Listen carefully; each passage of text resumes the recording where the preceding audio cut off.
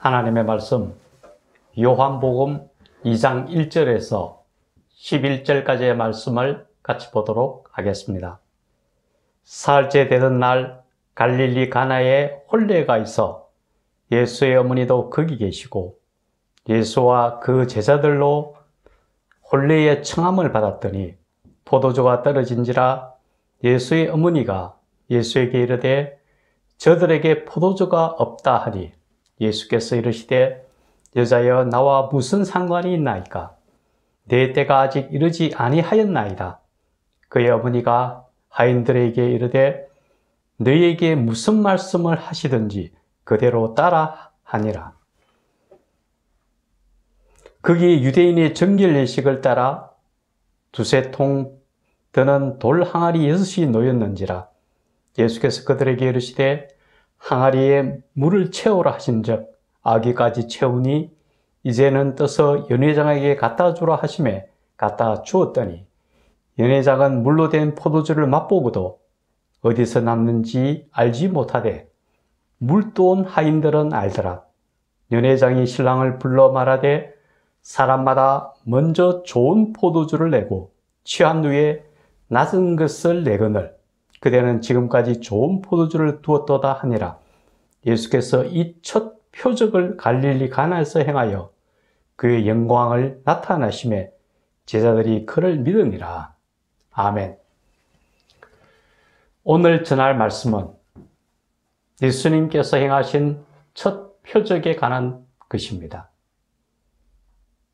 이 시간 주의 성령께서 우리와 함께 하시고 우리로 하여금 깨닫게 하셔서 지금 이 시간 우리 모두에게 은혜가 충만한 시간이 되기를 간절히 축원합니다.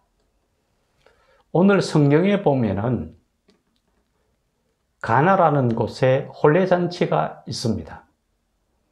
그곳에 예수님과 예수님의 어머니 그리고 제자들이 함께 참석을 하게 되었습니다. 그런데 이제 혼례잔치가 한참 무르익어서 흥이 막 돋우어질 때에 갑자기 포도주가 떨어져 버렸습니다.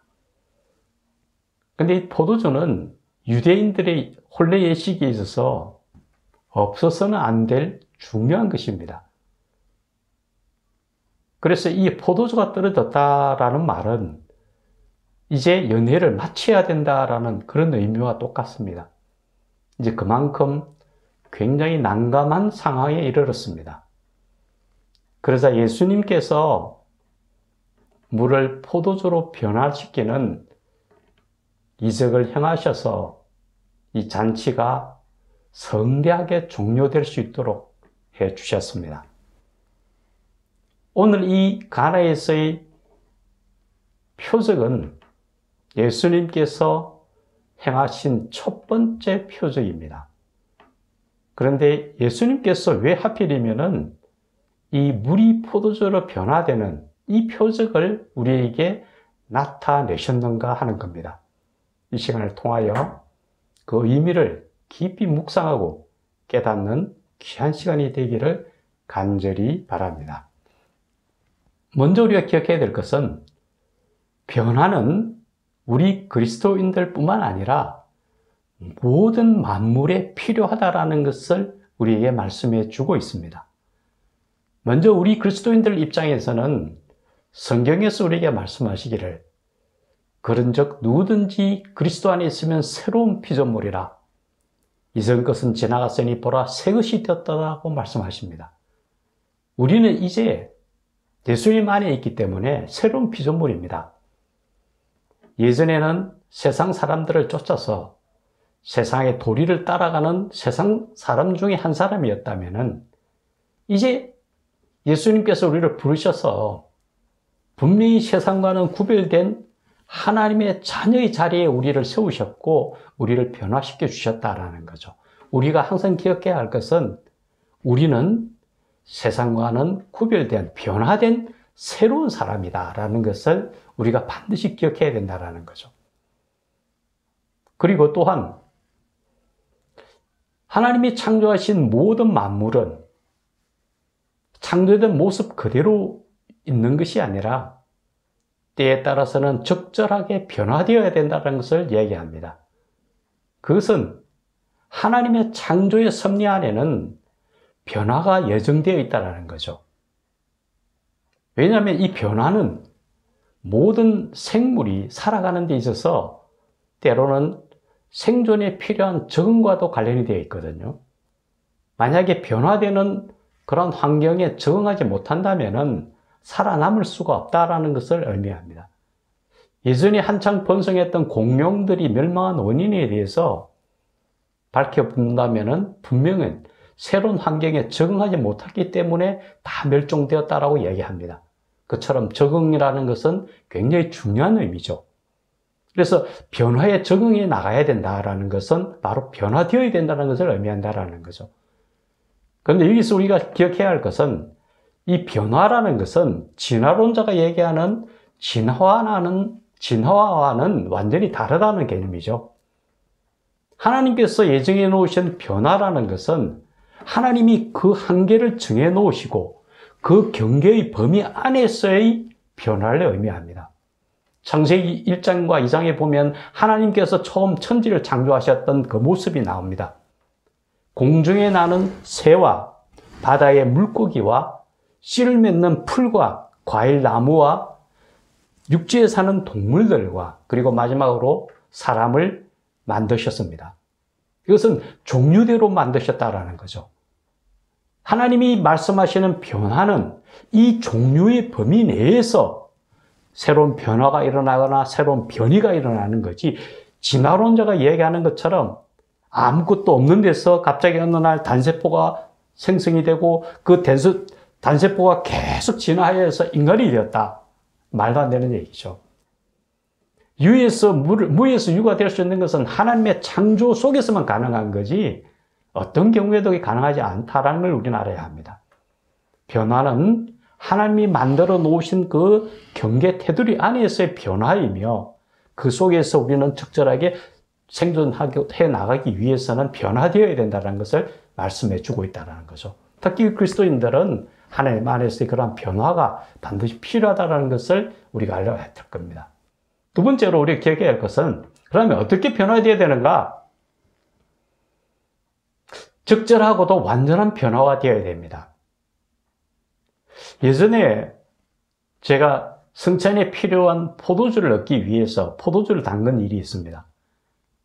그래서 시장에서 포도를 사와서 하나하나 잘 닦고 이렇게 유리병에 잘 넣어서 한동안 보관한 후에 이제 포도주가 다 되었다고 보고 그 포도주 맛을 봤습니다.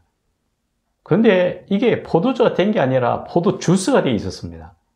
아니, 포도 주스로 그냥 먹을 수밖에 없었습니다.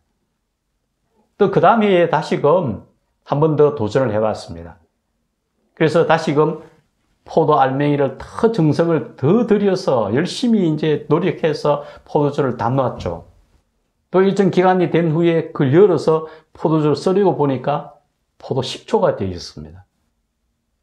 이게 원래 생각했던 그런 변화가 아니라 다른 변화가 되어버리면 원래 목적에 쓸 수가 없다라는 거죠. 우리가 기억해야 할 것은 우리 그리스도인이 하나님 안에서 세상과 구별된 변화를 이루는 것을 말씀하십니다. 우리가 세상에 적절하게 녹아있고 하나님 앞에서 한 발을 걸치고 있다면 이 변화가 될 수가 없죠.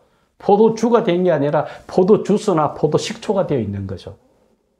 그래서 성경에서 우리에게 얘기합니다. 네가 차든지 덥든지 하라고 얘기합니다. 네가 미지근하면 내가 토하여 내치리라고 얘기하거든요. 우리가 세상 속에서 하나님의 그 자녀로서 우리를 당당하게 드러내고 변화된 우리가의 모습을 확신하고 나타낼 때에 우리는 하나님의 자녀로서의 그런 온전한 모습이 된다라는 거죠. 적절하고도 완전한 변화를 이루어야 된다는 걸 우리 기억해야 됩니다. 그리고 이러한 변화를 이루기 위해서 필요한 두 가지가 있습니다. 먼저 확실한 믿음이라는 거죠. 오늘 마리아는 그렇게 얘기합니다. 하인들에게 예수님이 뭘 말씀하시든 그대로 하라고 얘기합니다. 이것은 예수님께서 지시하는 대로 하면은 분명히 물이 포도주가 된다는 것을 확신하고 있었다라는 거죠. 예수님이 우리에게 그렇게 말씀합니다. 내 믿음대로 되리라고 말씀하시거든요. 우리가 어떤 믿음을 가지고 있느냐에 따라서 그 믿음에 따라서 우리 그 행함이 이루어진다는 거죠. 주님께서는 우리에게 다시 이렇게 말씀합니다. 내가 만약 겨자씨 하나일 만한 믿음이라도 있다면은 저 산을 명하여 여기서 저기로 옮기라 해도 그대로 되리라고 말씀하시거든요. 겨자씨 하나만한 믿음이라도 우리에게 있다면은 그 믿음을 가지고 나간다면 큰 변화가 이루어진다라는 거죠. 우리 자신이 우리 스스로는 못합니다. 세상 속에서 우리가 하나님의 자녀로서 변화된 모습을 가질 수 있는 것은 우리 스스로 되는 게 아니라 하나님을 향한 그 굳건한 믿음 속에서 이루어진다는 것. 그리고 우리가 말씀하고 있죠. 또 하나는 그 종들의 모습을 보시기 바랍니다. 예수님께서 그렇게 얘기합니다. 그 항아리에 전기를 의식해서는 손발 씻는 그 물을 떠다가 연회장에 갖다 주라고 얘기합니다.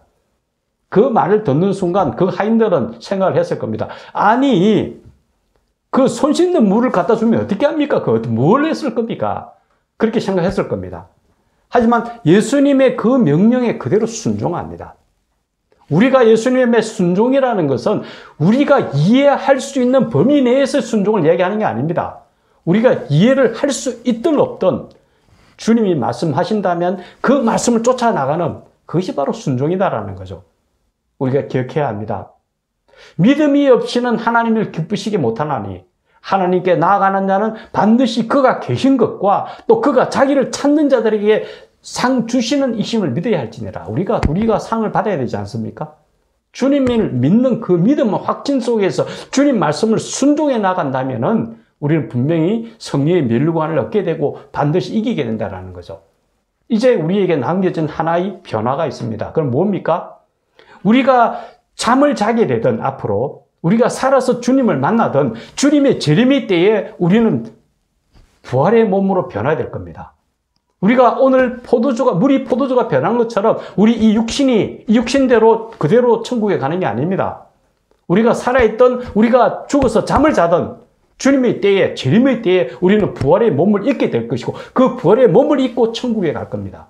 그래서 영생을 누리게 된다는 거죠. 그것을 믿는 확신의 믿음 속에 있을 때에 가능합니다. 믿음을 가지고 나아갈 때에, 그 말씀에 순종할 때에 우리가 천국이 우리 것이 될 것이고 우리는 그 천국 시민으로서 영생을 누리게 된다는 거죠. 이제 우리 앞에 남겨진 이 천국 가는 길, 믿음으로 나아가고 확신 속에서 천국에서 영생을 누리는 하나님의 백성들이 되기를 예수님의 이름으로 간절히 축원합니다. 기도드리겠습니다. 하나님 아버지, 오늘 예수님께서 가나 혼인잔치를 통하여 물이 변하여 포도주가 되는 그 이적을 보여주셨습니다. 우리는 변화되어야 되고 우리 또한 변화된 모습으로 주님 앞에 서야 됩니다. 세상과 구별된 하나님의 자녀로서 무엇보다도 주의 뜻을 쫓으며 하나님의 자녀로서 승리하며 살아가도록 도와주시옵소서. 또한 하나님 부활의 몸을 입고 천국이 우리의 것임을 우리가 기억하게 하시고 하늘나라에서 우리가 누릴 영생을 바라보면서 승리하며 살아가는 하나님의 백성들이 되도록 도와주시옵소서. 예수님의 이름으로 기도드리옵나이다. 아멘.